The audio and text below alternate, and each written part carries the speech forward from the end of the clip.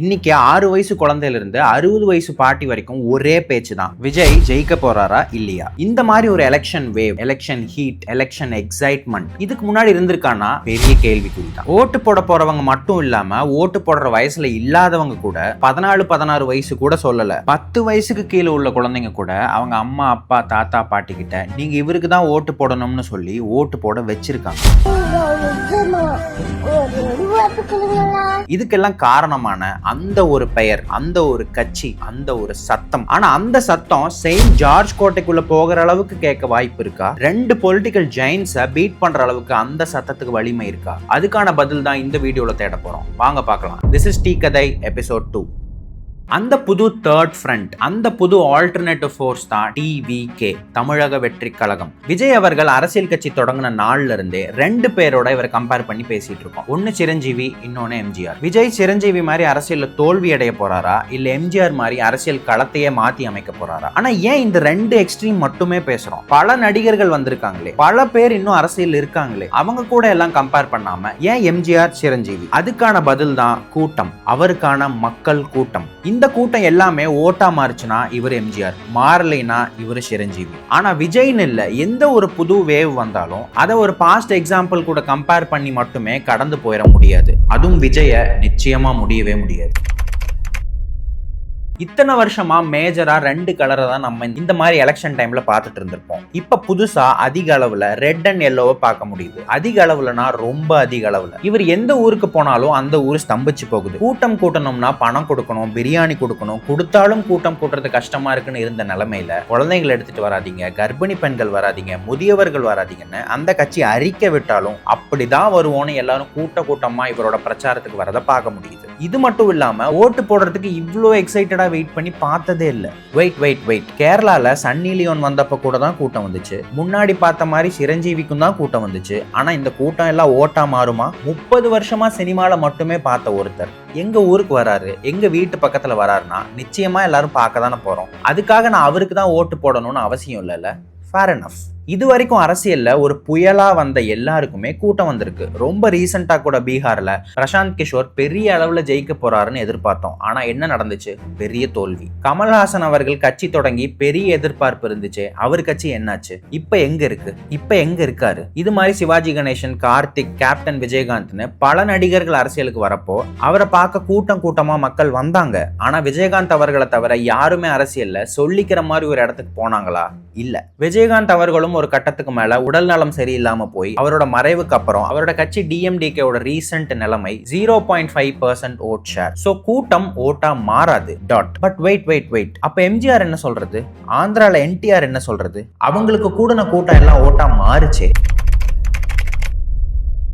சரி, இங்க நடிகர்கள் அப்படின்னு எடுத்து வச்சு பேசாம ஒரு புதுசா தொடங்கப்பட்ட கட்சி, பல வருஷமா டாமினேட் பண்ணிட்டு இருந்த ஒரு கட்சியை அடிச்சுட்டு ஆட்சியை பிடிக்க முடியுமா? அதாவது ஒரு பிக் பொலிட்டிக்கல் ரெவல்யூஷன். அந்த காலம் வேற, அப்ப மக்கள் மைண்ட் செட் வேறன்னு பேசுவாங்க. சோ ரீசெண்டா இது நடந்திருக்கா? விஜய் ஒருவேளை 2026 எலெக்ஷன்ல ஒரு கிளீன் ஸ்வீப் பண்ணிடுவாரோ அப்படிங்கிற ஒரு பாசிபிலிட்டி இருக்கோ அப்படின்னு நேஷனல் மீடியா சிலது பேசி பார்த்திருப்பீங்க. அதுக்கான காரணம் 2015 டெல்லியில அரவிந்த் கெஜ்ரிவால் அப்படிங்கிற ஒருத்தர் பண்ண அரசியல் புரட்சி. அரவிந்த் கெஜ்ரிவால் ஒரு IRS ஆபீசரா அவரோட கெரியரை தொடங்குறாரு. சிவில் சர்வீஸ்ல இருக்கனால மக்கள் ஒவ்வொரு வேலைக்கும், ரேஷன் கார்டுல இருந்து எந்த கவர்மெண்ட் ரிலேட்டடான வேலைக்கும் லஞ்சம் கொடுத்துதான் அதை பண்ண முடியுதுங்கிறத பாக்குறாரு. இதை சரி பண்ணணும் அப்படின்னு 1999ல பரிவர்த்தன் அப்படின்னு ஒரு ஆர்கனைசேஷனை உருவாக்குறாரு. இதன் மூலியமா கவர்மெண்ட் ஆபீஸ் முன்னாடி நின்று அங்க வர மக்களுக்கு எந்த லஞ்சமும் வாங்காம ரேஷன் கார்டோ டாக்ஸ் பத்தின மற்ற இஷ்யூஸ் எதுவா இருந்தாலும் பண்ணி கொடுக்கறாரு. இதுக்கப்புறம் RTI, ரைட் டு இன்ஃபர்மேஷன், அதாவது பொதுமக்கள் இந்த RTI மூலியமா கவர்மெண்ட் பத்தின எந்த இன்ஃபர்மேஷன் வேணா தெரிஞ்சுக்க முடியணும். அதுக்கு கவர்மெண்ட் அபிஷியல்ஸ் குறிப்பிட்ட நாட்களுக்குள்ள பதிலும் கொடுக்கணும்னு ரைட் டு இன்ஃபர்மேஷன் ஆக்ட் கொண்டு வரதுக்கான மூமெண்ட்ல ஒரு கீ லீடரா இருந்திருக்காரு. இதுக்கப்புறம் 2011ல India against corruption மூமெண்ட்ல Anna Hazare கூட சேர்ந்து பயணிக்கிறாரு. இந்த மூமெண்ட்டுக்கு பின்னாடி ஒரு பிரெயினா செயல்பட்டது அரவிந்த் கெஜ்ரிவால் தான் சொல்லப்படுது. ஜன் லோக்பால் பில் பாஸ் பண்ணணுங்கிற டிமாண்டுக்காக ஸ்டார்ட் பண்ண இந்த மூமெண்ட்ல கெஜ்ரிவாலுக்கு ஒன்னு புரிய வருது: சாக்கடையை சுத்தம் பண்ணணும்னா நம்ம அந்த சாக்கடைக்குள்ள இறங்கி தான் ஆகணும்னு. So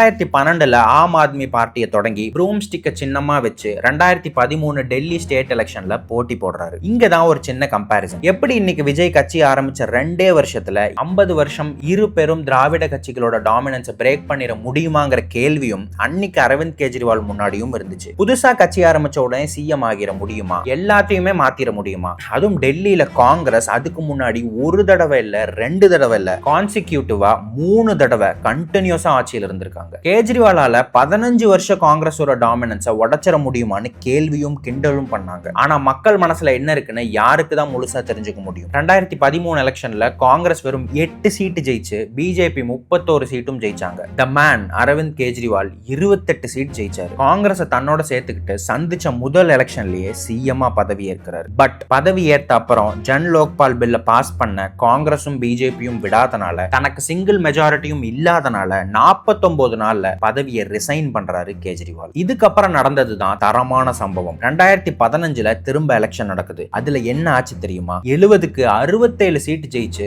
single மெஜாரிட்டியில Aam Aadmi party திரும்ப ஆட்சி அமைக்குது. இந்த ஒரு பொலிட்டிக்கல் ரெவல்யூஷனை இந்தியா மறக்கவே மறக்காது. யாருமே எதிர்பார்க்காத ஒருத்தர் அரசியல்ல இறங்கி மிகப்பெரிய கட்சிகளுக்கு ஆட்டம் காட்டினாரு. தனியா இல்ல, மக்கள் சக்தியோட. A miracle in Indian political history.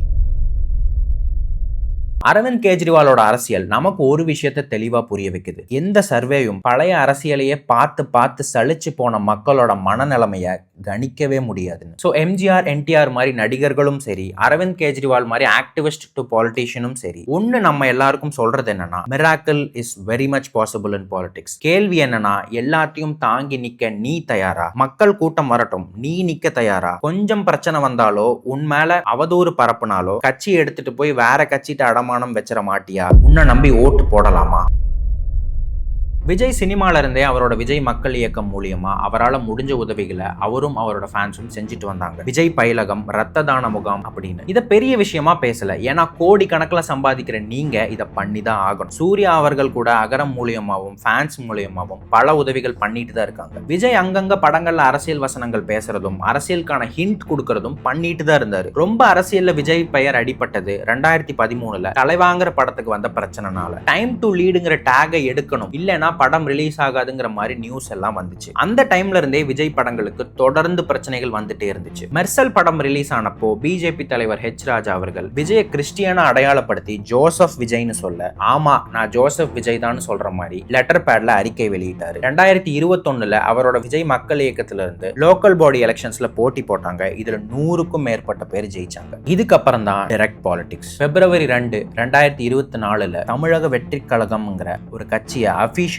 Launch பண்ணி 2026ல ஆட்சியை பிடிப்பதுதான் குறிக்கோள்னு அறிவிக்கிறாரு. கட்சி ஆரம்பிச்ச அப்புறம் முழு நேர பாலிடிக்ஸ் வரப்போறதாவும், ஜனநாயகன் தான் கடைசி படம்னு அப்பவே அறிவிச்சாரு. பெருசா விஜய் எதிரி ஆக்கிக்க வேண்டாம்னு எல்லா கட்சிகளும் அமைதியா இருந்தாங்க. ஆனா எப்ப அவரோட முதல் மாநாட்டுல டிஎம்கே தான் அரசியல் எதிரினும் பிஜேபி தான் கொள்கை எதிரினும் அறிவிச்சாரோ, அவருக்கான எதிரிகள் அவரை சுத்து போட ஸ்டார்ட் பண்ணிட்டாங்க. ஆட்சியிலும் பங்கு, அதிகாரத்திலும் பங்குன்னு கூட்டணிக்காக கட்சிகளையும் அழைச்சாரு. இங்க தொடங்கின விஜய்ங்கிற வேவ் தொடர் கட்சி மீட்டிங்ஸ், பிரசாந்த் கிஷோரோட சந்திப்பு, காங்கிரஸ் லீடர்ஸ் பேசுறாங்க, திருமாவளவன் வரப்போறாரு, மதுரை மாநாடுன்னு கிராஃப் இன்க்ரீஸ் ஆகிட்டே தான் போச்சு. விஜய் வேவ் அடுத்த கட்டத்துக்கு போனதுதான் 2025 எண்ட்ல ஒவ்வொரு மாவட்டமா சுற்றுப்பயணம் மேற்கொள்றதா விஜய் கிளம்புறாரு. முதல் இடமா திருச்சியில அவரை பார்க்க வந்த கூட்டம் இங்க பல அரசியல் கட்சிக்கு பயத்தை கொடுக்கலன்னு சொன்னா அது போய். திருச்சி, திருவாரூர், நாமக்கல், நாகப்பட்டினம்னு எவ்ரி சாட்டர்டே தமிழ்நாடு மக்கள் பார்த்த ஒரே விஷுவல்ஸ் விஜயும் அவரை பார்க்க வந்த கூட்டமும் தான். இது எல்லாத்துக்கும் முற்றுப்புள்ளி வைக்கிற மாதிரி தான் அந்த ஒரு சம்பவம் நடந்துச்சு. செப்டம்பர் 27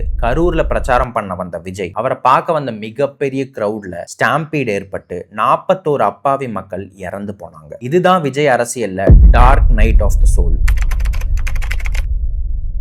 ஆனா திரும்பி விஜய் இன்னும் ஸ்ட்ராங்கா அவரோட அரசியல் பயணத்தை கண்டினியூ பண்ண காரணம் என்ன தெரியுமா? அந்த 41 குடும்பத்துல இருந்து ஒருத்தர் கூட விஜய் மேல தப்பு சொல்லல. போலீஸ் ப்ரொடெக்ஷன் கொடுத்துருக்கணும், ஏதோ நடந்திருக்கு, ஆனா என்னன்னு தெரியல, இப்படி எல்லாம் பேசினாங்களே தவிர விஜய் தான் காரணம்னு யாருமே சொல்லல. இதுக்கப்புறம் ஜனநாயகன் படம் ரிலீஸ் பண்ண விடல. விஜய் அவரோட டிவோர்ஸ் நியூஸ், பல ரூமர்ஸ், பல பேட் இம்ப்ரெஷன்ஸ். ஆனா உண்மை என்னன்னா, இது எதையுமே வச்சு விஜய் அவர்களை அரசியல் எதிரிகளால காலி பண்ண முடியல. சோ ஃபைனலி டிவிக்கு 234 தொகுதியிலையும் தனிச்சே போட்டி போட்டுட்டாங்க. காங்கிரஸ் கடைசி வரைக்கும் வரும் ஆனா வராது அப்படின்னு இழுத்தடிச்சு டிஎம்கே கூட 28 சீட்டுக்கு போயிட்டாங்க. விஜய் என்டிஏக்குள்ள வந்துருவாருன்னு பெரும் எதிர்பார்ப்புகள் இருந்தும் விஜய் அங்கேயும் போய் சேரல. இப்ப மே 4 தெரியும் விஜய் எம்ஜிஆரா, அரவிந்த் கெஜ்ரிவாலா, இல்ல இன்னொரு சிரஞ்சீவியான். அவர் எந்த பக்கம்னு நீங்க கமெண்ட்ல சொல்லுங்க. ஆனா விஜய் ஆல்ரெடி ஜெயிச்சிட்டாருன்னு தான் சொல்லணும். சின்ன பசங்கள்ல இருந்து அரசியல் ஒரு சாக்கடைன்னு ஒதுங்கி இருந்தவங்க வரைக்கும், ஸ்கூல் குழந்தைங்க, பெரியவங்க, முதியவர்கள்னு எஸ்பெஷலி விமன், இவங்க எல்லாரையும் ரொம்ப ரொம்ப தீவிரமா அரசியலை ஃபாலோ பண்ண வச்சதும் பேச வச்சதுமே விஜய் இந்த ஜெனரேஷனுக்கு செஞ்ச மிகப்பெரிய விஷயம். சோ